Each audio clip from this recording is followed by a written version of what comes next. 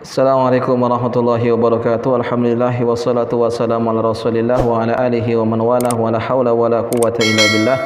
Sahabat muslim rahimani wa rahimakumullah. Kita lanjutkan pembahasan hadis dari kitab Umdatul Ahkam yang ditulis oleh Syekh Abdul Ghani Al-Maqdisi rahimallahu taala rahmatan wasi'ah. Kita memasuki hadis yang ke-6 dan yang ke-7 karena keduanya saling berkaitan, maka kita akan bawakan penjelasannya sekaligus.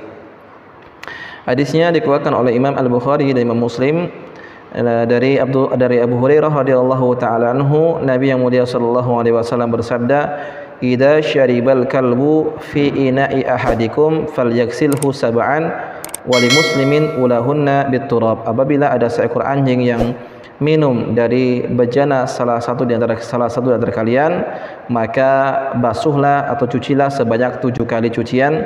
Dan lafaz Imam Muslim menyebutkan yang pertama menggunakan tanah. Dan hadis yang ke-7 dari Abdullah bin Mughaffal, Nabi yang mulia sallallahu alaihi wasallam bersabda, "Idza walagal kalbu fil ina'i." Apabila ada seekor anjing yang menjilati sebuah bejana, faghsiluhu sab'an, dan maka cucilah, basuhlah sebanyak 7 kali cucian. Wa afiruhu saminata biturab, dan yang ke-8 dilumuri dengan tanah. Sahabat muslim rahimani wa rahimakumullah, dalam dua hadis ini Nabi sallallahu alaihi wasallam menyebutkan dengan lafaz yang berbeda. Lafaz yang pertama Nabi menyebutkan idza syaribal kalbu, apabila ada seekor anjing yang minum. Yang kedua, hadis yang kedua tadi atau yang ke-7 tadi Nabi mengatakan idza walagal kalbu, Nabi menyebutkan apabila ada seekor anjing menjilati. Maka di sini timbul pertanyaan, apakah minum dengan menjilati itu berbeda? Maka para ulama menyebutkan bahwasanya sebagian mereka mengatakan al-wulugu minhum, al-wulugu huwa syurbu, menjilat itu sama dengan minum. Sebagian lagi mengatakan bahwasanya al-wulugu huwa syurbu bi tarfil lisan, menjilat itu adalah minum tapi dengan lujung lidahnya. Ala kulli hal, bahwasanya tidak ada perbedaan antara minum dengan menjilat. Yang jelas bahwasanya apabila sebuah bejana, gelas atau piring ataupun tempat yang lain dijilat oleh seekor anjing atau anjing itu minum dari bejana tersebut, maka status bejana tersebut najis berat dan tidak bisa dihilangkan, tidak bisa menjadi suci kecuali dengan 7 kali cucian. Salah satunya menggunakan tanah yang dilumuri, ya, tanah atau ya tanah yang basah yang dikasih dengan air kemudian dilumurkan untuk mencuci bejana tersebut. Dari sini kita dapat mengerti, menyimpulkan, mengambil faidah bahwa anjing itu adalah suatu hewan yang memiliki hukum khusus dalam syariat ini. Berbeda dengan hewan-hewan yang lain. Di antara hukum khusus adalah yang pertama, air liur anjing itu najis berat, ya, bahwasanya tidak bisa dihilangkan kecuali dengan menggunakan 7 kali basuhan dan salah satunya menggunakan tanah. Tidak bisa disucikan dengan air sabun, tidak bisa disucikan dengan air sampo dan yang lainnya, maka tanah yang bisa mensucikan air liur anjing tersebut. Hukum khusus yang kedua bahwasanya tidak boleh memelihara anjing, ya, kecuali dalam 3 keadaan, ya. Yang pertama untuk berburu, ya, yang kedua untuk menjaga peternakan, atau yang ketiga untuk menjaga sawah garapan. Maka ini diperbolehkan. Selain daripada itu, maka tidak boleh memelihara anjing, karena kalau dia memelihara anjing untuk hiasan di rumah atau yang lain, maka ini setiap harinya pahalanya akan dikurangi 1 kilot. 1 kilot itu sama dengan seperti 1 gunung Uhud. Maka orang yang memelihara anjing tanpa 3 keadaan tadi, dia akan dikurangi pahalanya setiap hari 1 kilot. Maka ini sangat berbahaya, akan menjadikan kita rugi nanti di akhirat, karena pahala kita dikurangi setiap harinya 1 kilot. Kemudian hukum khusus lainnya bahwasanya tidak boleh menjual belikan anjing, ya. Kalau kita ada jual beli anjing, maka hasil daripada jual beli tersebut adalah hasil yang khabithah, yaitu hasil yang tidak baik, hasilnya adalah haram, tidak boleh kita gunakan, tidak boleh kita pakai. Dan maka menjual beli anjing termasuk perbuatan yang dilarang di dalam agama Islam ini. Kemudian ma'asal muslimin rahimani wa rahimakumullah, datang dari lafaz-lafaz yang berbeda. Nabi menyebutkan ulahunna biturab, yang pertama dengan menggunakan tanah. Di lafaz Imam Tirmizi, Nabi menyebutkan akhirahunna biturab, yang terakhirnya menggunakan tanah. Ya, dan di lafaz Imam Muslim tadi, Abdullah bin Wafal tadi, wa afiruhu saminat biturab, yang ke-8 dilumuri dengan tanah. Maka dengan banyaknya riwayat yang berbeda ini menyebutkan manakah yang sebenarnya harus dilakukan di awal, apa di tengah atau di akhir. Maka para ulama menyebutkan bahwasanya itu hanyalah afdoliyah saja, yang lebih mana yang didahulukan. Ya, lebih baik memberikan tanah itu di tengah, di awal, di tengah atau di akhir. Ya, sebagian mengatakan yang lebih afdal di pertama, karena Nabi mengatakan ulahun nabi turab, yang pertama menggunakan tanah. Sebagian lagi mengatakan yang di tengah, sebagian lagi mengatakan yang di akhir. Maka ala kulli hal semuanya boleh dilakukan, boleh di pertama, boleh di tengah, dan boleh juga di akhir. Ya. Kemudian ma'asal muslimin rahimani wa rahimakumullah, dari pembahasan hadis tersebut kita bisa mengambil faidah. Yang pertama, wujubu tathhiri ma walagha fihil qalb, wajibnya untuk mensucikan suatu bejana yang dijilati atau anjing meminum dari bejana tersebut, dan tidak bisa dihilangkan kecuali dengan 7 kali basuhan, salah satunya menggunakan tanah.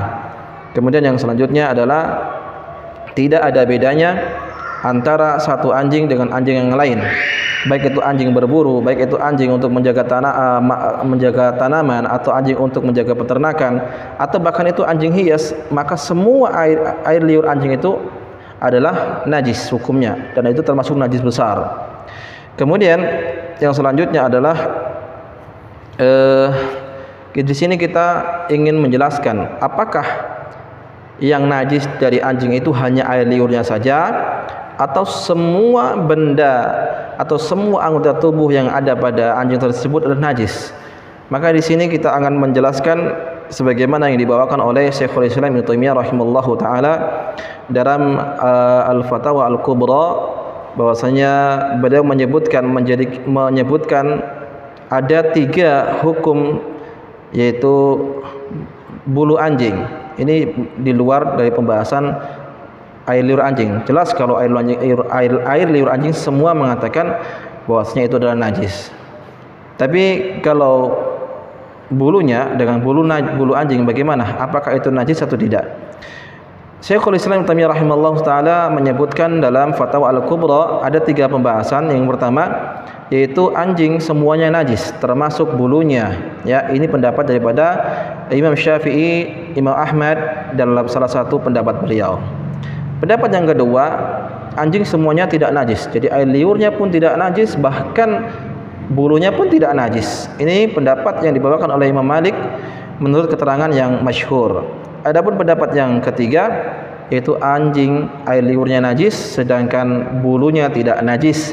Ini adalah pendapat Imam Abu Hanifah menurut keterangan yang masyhur, dan salah satu pendapat Imam Ahmad bin Hanbal rahimahullahu taala rahmatan wasi'ah. Maka pendapat yang paling kuat kata beliau di sini adalah bahwa bulu anjing itu statusnya tidak najis, tidak sebagaimana air liurnya.